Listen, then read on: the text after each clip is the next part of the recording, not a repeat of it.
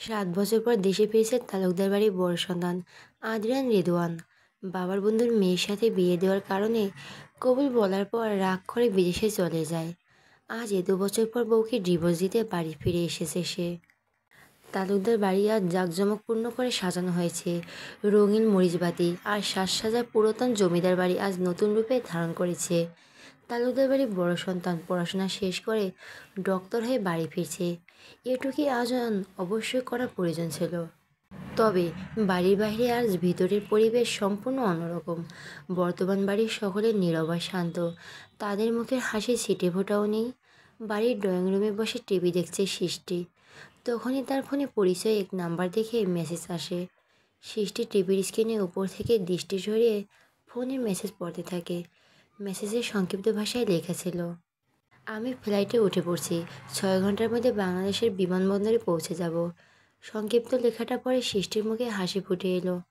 সৃষ্টির ফোনে মেসেজ করে ব্যক্তি আর কেউ না, তার বড় ভাই, তালুকদার বাড়ির বড় সন্তান ডক্টর আদ্রিয়ান রোদায়ান। সৃষ্টি রিমোট দিয়ে টিভি বন্ধ করে দেয়। এরপর তার ফোন হাতে নিয়ে তাড়াতাড়ি করে ছুটে যায় রান্নাঘরে। রান্নাঘরে বিভিন্ন প্রকার খাবার রান্না করা যাচ্ছে। শারনীল বেগম, যিনি তালুকদার বাড়ির বড় গিন্নি, উনি আদ্রিয়ান আর সৃষ্টির মা। রান্নাঘরে গ্যাসের চুলায় বিরিয়ানি রান্না করছে শারনীল বেগম, কারণ আদ্রিয়ান তার মায়ের হাতে বিরিয়ানি খেতে অনেক পছন্দ করে, যা তার সবচেয়ে প্রিয় খাবার। তার সম্পূর্ণ মনোযোগ এখন চুলায় থাকা বিরিয়ানির উপর। তখনই রান্নাঘরে প্রবেশ করে সৃষ্টি। সে শারনীন বেগমের কাছে গিয়ে বলে, আম্মু, আদ্র ভাইয়া মেসেজ করেছিল আমায়। ভাইয়া ফ্ল্যাটে উঠে পড়েছে, 6 ঘন্টার মধ্যে বাংলাদেশের বিমানবন্দরে পৌঁছে যাবে। সৃষ্টির কথা শুনে শারনীন বেগম খুশি হয়ে যায়। আজ 7 বছর পর তার সন্তান দেশে ফিরবে। তার সন্তানকে একবার দেখার জন্য, জড়িয়ে ধরার জন্য কত ছটফট করেছে শারনীন বেগম। আজ অবশেষে তার সকল অপেক্ষার সমাপ্তি হবে। তার ছেলে তার কোলে ফিরে আসবে। তবে শারনীল বেগম একটু পর কিছু একটা ভেবে শান্ত হয়ে যায়। তার মুখের হাসি বিলুপ্ত হয়ে যায়। সৃষ্টি তার মায়ের মুখ এমন গম্ভীর হয়ে যাওয়া দেখে প্রশ্ন করে, আম্মু, হঠাৎ করে কি হলো তোমার? ভাইয়া আসছে শুনে খুশি হওনি তুমি? শারনীল বেগম সৃষ্টির মুখের দিকে তাকে বলে ওঠে, মেঘ কোথায়? শারনীল বেগমের মুখে মেঘের নাম শুনে সৃষ্টি শান্ত হয়ে যায়। মায়ের হঠাৎ করে গম্ভীর হয়ে যাওয়ার কারণ সে এখন বুঝতে পারে। সৃষ্টি অসহায় মুখ করে বলে, উপরে ওর রুম। আচ্ছা আম্মু, সত্যি কি মেঘ আমাদের সকলকে ছেড়ে চলে যাবে? আদ্র ভাই আর মেঘের কি একসাথে সংসার করা এখনো হবে না? সৃষ্টির কথার জবাব শারনীল বেগম দিতে পারে না। সে শুধু ছোট করে বলে, ভাগ্যে যা লেখা আছে তাই হবে। শারনীল বেগম আর কোনো কথা না বলে বিরিয়ানি রান্না শেষ করে রুমে ফিরে আসে। আয়নার সামনে স্থির হয়ে দাঁড়িয়ে আছেন জামাল সাহেব, যিনি হলেন এই তালুকদার বংশের কর্তা, আদ্রর বাবা, যার পোশাক আর চলাফেরার অভিজাত্যের ছাপ স্পষ্ট ফুটে ওঠে। শারনীল বেগম রুমে এসে দেখেন জামাল সাহেব আয়নার সামনে চুপচাপ দাঁড়িয়ে আছেন। শারনীল বেগম তার কাছে এগিয়ে যায়। জামাল সাহেব শারনীল বেগমের উপস্থিতি উপলব্ধি করতে পারেন। তার স্ত্রী এখন তাকে কি বলবে তা উনি আগে থেকেই জানেন। জামাল সাহেব গম্ভীর কণ্ঠে বলে, মেঘকে বলো ব্যাগপত্র গুছিয়ে নিয়ে আসতে, ওর জন্য ড্রয়িং রুমে অপেক্ষা করছি আমি। জামাল সাহেব আর শারনীল বেগমকে কথা বলার সুযোগ দেয় না, দুটো পা ফেলে রুম থেকে বের হয়ে যায়। শারনীল বেগম দীর্ঘশ্বাস ছাড়ে, এরপর সিঁড়ি দিয়ে উপরে উঠে যায়। বাড়ির সকল জাঁকজমকপূর্ণ আয়োজন ব্যালকনি থেকে তাকিয়ে দেখছে মেঘ। তার বিয়ের সময় বাড়িটা এমন সুন্দর করে সাজানো হয়েছিল, লাল রঙের মরিচা বাতি জ্বালানো ছিল। মেঘের মনে পড়ে যায় তার এই বাড়িতে প্রথম আগমনের কথা। 15 বছর বয়সী বাচ্চা মেঘের বিয়ে হয় তালুকদার বাড়ির বড় সন্তান আদ্রিয়ান রোদায়ানের সাথে। তখন আদ্রর বয়স আনুমানিক 18 বছর হবে। মেঘের মা তার জন্মের পরেই মারা যায়। মা মরা মেয়েকে তার বাবা বড় করে, সৎ মায়ের অত্যাচার যাতে সহ্য করতে না হয় এই জন্য তার বিয়ে করেনি তার বাবা। মা মরা মেঘকে সবসময় যত্ন করা ভালোবাসা দিয়ে আগলে রেখেছিলেন, কিন্তু বাবার ভালোবাসার যত্ন পাওয়ার ভাগ্য খুব বেশি দীর্ঘ হয়নি মেঘের। যখন মেঘের বয়স 14 বছর, তখন তার বাবা হার্ট অ্যাটাক করে মারা যায়। বাবার মৃত্যুর পর মেঘের আশ্রয়স্থল তার চাচার বাসায়, কিন্তু চাচা চাচি তার বাসার সম্পত্তির লোভে তাকে তাদের বাসায় স্থান দিয়েছিল। মেঘ বাবা তার সকল সম্পত্তি তার একমাত্র মেয়ের নামে লিখে দিয়ে যায়। চাচার বাসায় প্রতিনিয়ত অত্যাচার আর নির্যাতনের শিকার হয়েছে মেঘ। এমন সময় সারাদিন না খেয়েও থাকতে হয়েছে তার। মেঘের বাবার ঘনিষ্ঠ বন্ধু ছিলেন জামাল সাহেব। মেঘের বাবা পেশায় একজন ডক্টর ছিলেন। বিয়ে করার পরও উনি পিএইচডি করার জন্য বিদেশে চলে যান, যার কারণে অনেক দিন ধরে মেঘের বাবা আর জামাল সাহেবের মধ্যে দেখা হয়নি। প্রায় অনেক বছর পর জামাল সাহেবের দেখা হয় তার এক পুরাতন বন্ধুর সাথে, যিনি তাকে মেঘের বাবার মৃত্যুর কথা বলেন আর মেঘের বর্তমান অবস্থার কথা। জামাল সাহেব মেঘের কথা ভেবে কষ্ট পায়। এরপর উনি তার বন্ধুর সহায়তায় মেঘের চাচার বাসার ঠিকানা খুঁজে বের করে। মেঘকে তার সাথে নিয়ে আসতে চান উনি, কিন্তু তার লোভী চাচা চাচি তাকে দিতেই চায় না। কিন্তু জামাল সাহেব তার ক্ষমতার ব্যবহার করে মেঘকে তাদের কাছ থেকে নিয়ে আসে। তবে মেঘের চাচা চাচি থেমে থাকে না। তারা থানায় মামলা করে জামাল সাহেবের বিরুদ্ধে। যেহেতু জামাল সাহেব মেঘের রক্তের সম্পর্কে কেউ ছিল না, তাই পুলিশ মেঘকে তার চাচা চাচির কাছে ফিরতে দিতে বলে। যার কারণে বাধ্য হয়ে জামাল সাহেব মেঘের সাথে তার বড় ছেলে আদ্রিয়ানের বিয়ে দেয়। কিন্তু আদ্রিয়ান এই বিয়ে করতে চায়নি। তবে বাবার সিদ্ধান্তর বিপক্ষে যাওয়া তার দ্বারা সম্ভব ছিল না, যার ফলে বিয়ের দিন কবুল বলে আদ্রিয়ান পড়াশোনা অজুহাত দিয়ে বিদেশে চলে যায়। আর 7 বছর পর আদ্র বাড়ি ফিরে আসছে। তবে তার একটাই শর্ত, মেঘ এই বাড়িতে থাকবে না। সে বাড়ি ফেরার পর যেন মেঘকে না দেখে। ব্যালকনিতে দাঁড়িয়ে অতীতের স্মৃতি চারণ করছিল মেঘ। অল্প কিছু সময় পর রুমে ফিরে আসে। এটাই তার রুম নয়, বরং আদ্রর রুম। আদ্র বিদেশ যাওয়ার পর থেকে সে এই রুমেই থাকে। আদ্রকে কখনো সরাসরি দেখে নাই মেঘ। 7 বছর আগে বিয়ে, আসলে কবুল বলার সময় দূর থেকে একবার দেখছিল, ওই শেষবার। আর দেখেনি। তবে আদ্র রুমে বড় ফ্রেমে বাঁধা তার একটা ছবি আছে। মেঘ সেই ছবির কাছে যায়। কয়েক মুহূর্ত অপলক দৃষ্টিতে তাকিয়ে থাকে। এরপর চোখ সরিয়ে নেয়, শান্ত স্বরে বলে, মিস্টার আদ্রিয়ান রেদওয়ান, চলে যাচ্ছি আমি। তবে যাওয়ার আগে শুধু একটাই চাওয়া, আপনার সাথে এই জীবনে আমার আর দেখা হোক বা না হোক। কিছু মানুষ ভাগ্য থাকে, তবে জীবনে না। আজ থেকে বিয়ের সকল বন্ধন থেকে মুক্তি দিলাম আপনাকে। কথা দিলাম স্ত্রীর অধিকার নিয়ে আর কখনো ফিরে আসবো না আপনার কাছে। বিদায় আমার অপ্রিয় স্বামী। মেঘ আদ্রিয়ানের ছবির সাথে আরও কিছু কথা বলে। এরপর ছবির নিচে থাকা ডিভোর্স পেপারে সাইন করে দেয়। তার হাত কিছু কেঁপে ওঠে, চোখ গড়িয়ে অশ্রুকণা প্রবাহিত হয়। আদ্রিয়ানের সাথে তার কখনো দেখা হয়নি, সরাসরি কথাও বলে তার সাথে। তবুও এক অদ্ভুত মায়া কাজ করত এই অপরিচিত মানুষটার ওপর। কিন্তু ওই মানুষটা তাকে ভালোবাসে না, ঘৃণা করে। শুধুমাত্র তার জন্য এতদিন পরিবার আর মা বাবার সাথে যোগাযোগ করেনি। আদ্রিয়ান চলে যাওয়ার পর শারনীল বেগম প্রতিদিন কান্না করত। তার সন্তানকে দেখার জন্য ছটফট করত। যা মেঘ দেখেছে, একজন মায়ের থেকে তার সন্তানকে কেড়ে নেওয়ার অপরাধবোধ তার মধ্যে কাজ করত, কিন্তু সে কিছু করতে পারত না। গত 3 দিন আগে মেঘের অ্যাডমিশন টেস্টের রেজাল্ট দিয়েছে। তার ময়মনসিংহ মেডিকেল কলেজে চান্স হয়েছে। জামাল সাহেব তাকে সেখানেই ভর্তি করিয়েছেন। আর 3 দিন আগে আদ্রিয়ান হঠাৎ করে ষষ্ঠীর ফোনে মেসেজ করে জানায় সে দেশে ফিরবে, কিন্তু শর্ত একটাই, মেঘকে ডিভোর্স দিবে। আর মেঘ যেন এই বাড়িতে থাকতে না পারে। যা মেঘ শোনে, যদি মেঘ আদ্রিয়ানকে ডিভোর্স না দেয় আর সে এই বাড়ি ছেড়ে চলে যায়, তবে আদ্রিয়ান আর কখনো বাড়ি ফিরবে না। এই জন্য মেঘ সিদ্ধান্ত নেয় সে আদ্রিয়ানকে ডিভোর্স দেবে। আর তার পড়াশোনার জন্য ময়মনসিংহে চলে যেতেই হবে, সেখানে তাকে থাকতেই হবে। তাই আজ মেঘ তালুকদার বাড়ি ছেড়ে ময়মনসিংহে চলে যাচ্ছে। আদ্রিয়ান আর তার ডিভোর্সের কথা পরিবারের সকলে জানে। জামিল সাহেব উকিলের সাথে কথা বলে সম্পূর্ণ ঠিক করেছে। জামিল সাহেব আপত্তি করেননি, কারণ উনি জানেন আদ্র কখনো মেঘকে তার বউ হিসেবে মেনে নেবে না। আর মেঘই বা কতদিন আদ্রিয়ানের জন্য অপেক্ষা করবে। মেঘের একটা ভবিষ্যৎ রয়েছে, তাই উনি তাদের ডিভোর্স করিয়ে দেয়। তবে শুধু মেঘই ডিভোর্স পেপারে সাইন করেছে, আদ্রিয়ান করেনি। সে দেশে ফিরে তারপর সাইন করবে। বাড়ির অন্য সদস্যরা জামিল সাহেবের সিদ্ধান্তে মেনে নিয়েছে, কারণ তারাও জানে আদ্র মেঘকে ঘৃণা করে। যদিও শারনীল বেগম প্রথমে আপত্তি করেছিলেন, তবে জামাল সাহেবের সিদ্ধান্তের উপর কথা বলতে পারে নাই। আদ্রিয়ান উপর দিয়ে একবার ফিরে তাকায়, এরপর একটা দীর্ঘশ্বাস ছাড়ে। মেঘের ভাবনার সাথে শারনীল বেগমের দরজা কড়া নাড়েন। শারনীল বেগম বলে, মেঘ, ড্রয়িং রুমে তোমার বড় আবু অপেক্ষা করছে তোমার জন্য।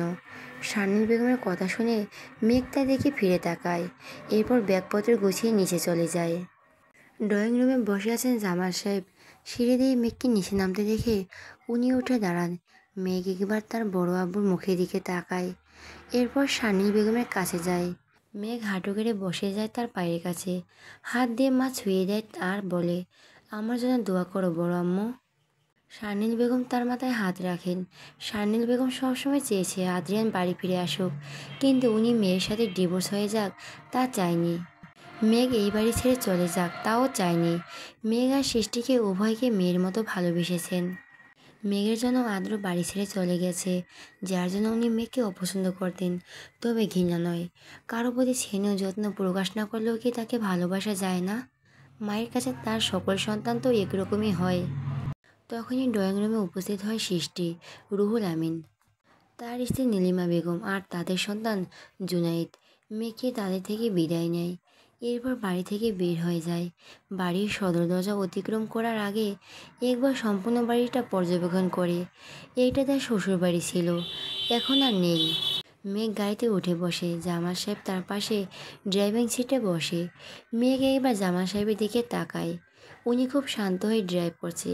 গাড়ি চলতে শুরু করে, উদ্দেশ্য এখন ময়মনসিংহে যাওয়া।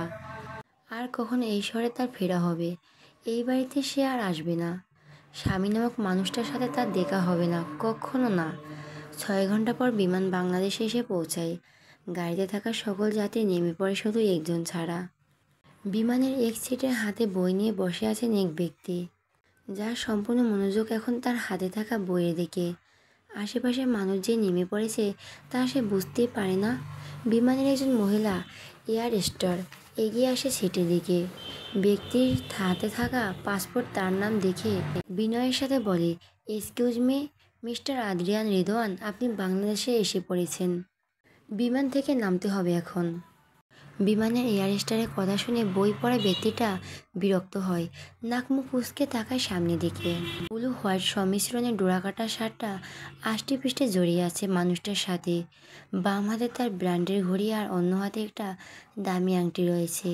মুখের আদল কোনো হীরের থেকে কম নয়, ফর্সা ত্বক, নাকটা বেশি উঁচু। মুখের চারপাশে চাপদারি ছাপ খুব ভালো করে বোঝা যাচ্ছে। এত সময় ধরে যার রূপ আর সৌন্দর্যের প্রশংসা করা হয়েছে তার নাম ডক্টর আদ্রিয়ান রুদয়ান। বর্তমান যিনি আমেরিকা থেকে পড়াশোনা শেষ করে বাংলাদেশে তার বাড়িতে ফিরেছেন। বই পড়া বন্ধ করে আদ্রিয়ান তার সিটের আশেপাশে তাকায়। বিমানে এখন সে ছাড়া অন্য কোনো যাত্রী উপস্থিত নাই। এয়ার হোস্টেসের ডাকার কারণ সে এখন বুঝতে পারে। আদ্র বিমানের জানালা দিয়ে বাইরে তাকায়, আর 7 বছর পর সে বাংলাদেশে ফিরেছে। তার মাতৃভূমিকে আবার স্বচোখে দেখার সৌভাগ্য হয়েছে। আমেরিকা যতই সে পড়াশোনা বা কেরিয়ার গড়ার জন্য যাক না কেন, তার মন সবসময় দেশেই পড়েছিল। আদ্রিয়ান তার হাতে থাকা বই ব্যাগে ভরে নেয়, এরপর সিট থেকে উঠে দাঁড়ায়। সামনে থাকা এয়ার হোস্ট মহিলাকে কৃতজ্ঞতার সহিত বলে, সরি, বই পড়ার প্রতি মনোযোগ ছিল যে, আপনার কথা শুনতে পাইনি। বাই দ্য ওয়ে, ধন্যবাদ আপনাকে। আদ্রিয়ান কথাটা বিনয়ের সহিত বলে, যা শুনে এয়ার হোস্ট বলে, it's all right sir. Adrian আর কথা বাড়ায় না, সে তার ব্যাগপত্র নিয়ে বিমান থেকে নেমে পড়ে। বাংলাদেশের মাটিতে পা রাখার সাথে সাথে তার মন জুড়িয়ে যায়। আমেরিকায় থাকতে অনেক মিস করেছে সে তার দেশকে। আদ্রিয়ান শান্তি নিঃশ্বাস ছাড়ে, এরপর বড় বড় পা ফেলে এগিয়ে যায় বিমানবন্দরের দিকে। বিমানবন্দর থেকে আদ্রকে রিসিভ করার জন্য তালুকদার বাড়ি থেকে রুহুল আমিন আর সন্তান জুনাইদ, জামাল সাহেব মেঘকে নিয়ে ময়মনসিংহে গিয়েছেন, যার কারণে উনি আসতে পারেনি। জুনাইদ প্রায় 1 ঘন্টা ধরে বিমানবন্দরের গেটের দিকে তাকিয়ে আছে। মূলত সে আদ্রকে দেখার চেষ্টা করছে, কখন আদ্র আসবে আর সে তার কাছে যাবে। রুহুল আমিনকে 2 সন্তান জুনাইদ আর জিবা। জিবা তালুকদার বাড়ি বড় মেয়ে, 3 বছর আগে তার বিয়ে হয়ে গেছে। জিবা এখন তার স্বামী আর সন্তান নিয়ে লন্ডনে বসবাস করছে। আর জুনায়েদ তার ছোট, ওর বয়স 12 বছর, তালুকদার বাড়ির সবচেয়ে ছোট সদস্য আর সকলের বিষয় আদরের। বিমানবন্দরের গেটে আদ্রিয়ানকে দেখে জুনায়েদ খুশিতে চিৎকার দিয়ে উঠে বলে, আব্বু, আদ্র ভাইয়া এসে পড়েছে, ওই দেখো আদ্র ভাইয়া। জুনায়েদের চিৎকার শুনে রুহুল আমিন বিমানবন্দরের গেটের দিকে তাকায়।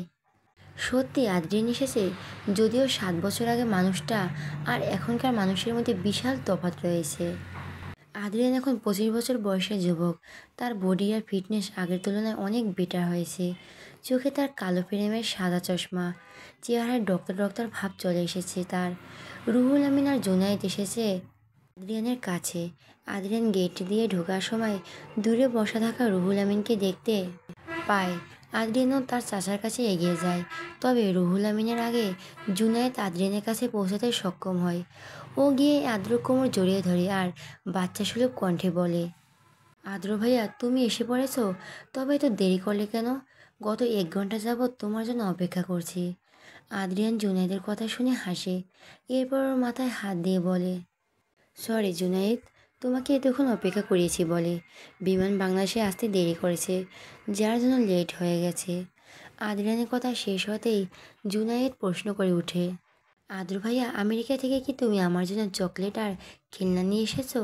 আমার কিন্তু অনেক খেলনা চাই। আদ্রিয়ান সম্মতি জানিয়ে বলে, অবশ্যই নিয়ে এসেছি। বাড়ি যাই, এরপর সব দিব। আদ্রিয়ান জুনায়েদের সাথে কথা বলা শেষ করে রুহুল আমিনের সাথে টুকটাক কথা বলে। আদ্রিয়ান আশেপাশে তাকায়, তাদের সাথে জামাল সাহেবকে না দেখে বলে, আব্বু আসেনি তোমাদের সাথে? জামাল সাহেবের ময়মনসিংহে যাওয়ার কথা। রুহুল আমিন বলে, না। রুহুল আমিন বলে, ব্যবসায় জরুরি প্রয়োজনে তোমার আব্বুকে দূরে যেতে হয়েছে। তবে আজকের মধ্যে ভাইজান বাড়ি ফিরে আসবে, রাতে তোমার সাথে অবশ্যই দেখা করবেন। ওকে। আদ্রিয়ান আর কথা বাড়ায় না। রুহুল আমিন আর জুনায়েদের সাথে গাড়িতে উঠে বসে। আর অন্যদিকে মেঘ আর জামাল সাহেব গাড়ি করে ময়মনসিংহে যাচ্ছে। রাস্তায় প্রায় শেষের দিকে, 5 মিনিট পর তারা বাসায় পৌঁছে যাবেন। মেঘ গাড়ির মধ্যে বসে আছে, তার পাশে ড্রাইভিং সিটে বসে আছে, ড্রাইভ করছে জামাল সাহেব। বাড়িতে তো ড্রাইভার থাকার পরও জামাল সাহেব নিজে ড্রাইভ করে মেঘকে ময়মনসিংহে পৌঁছে দেয়। মেঘ জামাল সাহেবের দিকে তাকায়। জামাল সাহেব বেশ শান্ত হয়ে ড্রাইভ করে যাচ্ছে, তবে মেঘ জানে তার বড় আব্বুর মনে আজ কত কষ্ট। এই গম্ভীর চেহারা আড়ালে লুকিয়ে থাকা কোমল হৃদয়ের অধিকারী মানুষটাকে মেঘ চিনে। ছোটবেলা বাবার মৃত্যুর পর থেকে তার বড় আব্বু তাকে বাবার ভালোবাসা দিয়েছে, স্নেহ, মমতা আর যত্ন দিয়ে আগলে রেখেছে।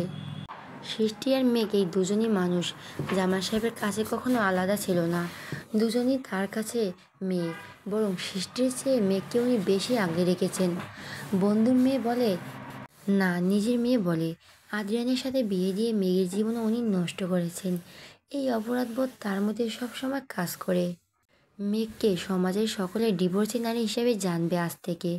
মেঘের গায়ে কলঙ্ক লেগে গেল, যার জন্য দায়ী জামাল সাহেব। বাবা হয়ে মেয়ের জীবন ধ্বংস করে দিলেন উনি। মেঘ তার বড় আবুর মুখের দিকে তাকিয়ে দীর্ঘশ্বাস ছাড়ে। সে জানে তার জামাল সাহেব কখনো চায়নি তার আর আদ্রিয়ানের ডিভোর্স হোক। মেঘকে উনি সবসময় তার ঘরের মেয়ে করেই রাখতে চেয়েছিলেন। তালুকদার বংশের বড় বইয়ের পরিচয় যেন মেঘ পায়, তার স্বপ্ন দেখেছিলেন। কিন্তু সব শেষ করে দিল আদ্রিয়ান। মেঘ আর তার ডিভোর্সের কথা বলে। তালুকদার বাড়িতে আজ থেকে মেঘ থাকবে না, কথাটা ভেবেই কষ্ট হচ্ছে জামাল সাহেবের। আজ তার মেয়ে সারা জীবনের জন্য তার থেকে দূরে সরে যাবে। মেঘ মনে মনে বলে, সরি বড় আব্বু, তোমাকে কষ্ট দিতে চাইনি আমি, কিন্তু যা সত্যি তাই মেনে নিতে হবে। এই বাড়িটা আমার, বরং আদ্রিয়ানের। আমাকে ঘৃণা করে একজন মানুষ কেন তার বাবা মার থেকে দূরে থাকবে? বড় আম্মুই তার কত ছেলেকে দেখার জন্য চোখের জল ফেলবে। সব দোষ আর ঘৃণার কারণ যেহেতু আমি, তাই আমি না হয় দূরে চলে গেলাম। যে বিয়েটা কখনো মানিনি, তার সামনে বউয়ের অধিকার নিয়ে নাই দাঁড়ালাম। মুক্তি দিলাম তাকে সকল বন্ধন থেকে। ভালো থাকুক, নয় হয় অন্য কারো হয়ে। প্রায় 5 মিনিট পর বাসার সামনে গাড়ি এসে থামে। মেঘ গাড়ি থেকে নেমে যায়, সাথে জামাল সাহেবও নামেন। জামাল সাহেব এগিয়ে আসে মেঘের কাছে, তার হাতে রয়েছে কিছু কাগজপত্র। উনি মেঘের কাগজ এগিয়ে দেন আর বলে, এই নয় মেঘ, এই বাড়ির দলিল। আজ থেকে এই বাড়ির মালিক তুমি। বাড়িটা 5 তলা, সবার উপরের তালা থাকবে তুমি। অন্য সব তালা ভাড়া দেওয়া হয়েছে, যার থেকে মাসে মাসে টাকা আসবে। আর তোমার বাবার যা জমি ছিল তা কিছু ভাড়া দিয়েছি, আর কিছু বিক্রি করে ব্যাংকে তোমার নামে রেখেছি। এখানে সকল কাগজপত্র রয়েছে। মেঘ কাগজপত্র হাতে নিয়ে চেক করে দেখে সত্যি এটা দলিল। জামা সাহেবের কথা মেঘ সম্পূর্ণ শুনে। মেঘ বলে, বড় আব্বু, এই বাড়ি আমার নামে কেনার কি দরকার ছিল? আর ব্যাংকের টাকা দিয়ে আমি কি করব? পড়াশোনা বাবদ বেশি খরচ হয় না আমার। জামাল সাহেব মেঘের মাথায় হাত রাখে আর যত্ন সহকারে হাত বুলিয়ে দেয়। জামাল সাহেব বলে, মেঘ, তোমার বাবার সম্পত্তির উপর তোমার অধিকার রয়েছে। এখন তুমি বড় হয়েছো, সকল টাকার হিসাব রাখার বয়স হয়েছে তোমার। আর মেডিকেলে পড়াশোনা করার জন্য প্রচুর টাকার প্রয়োজন পড়ে।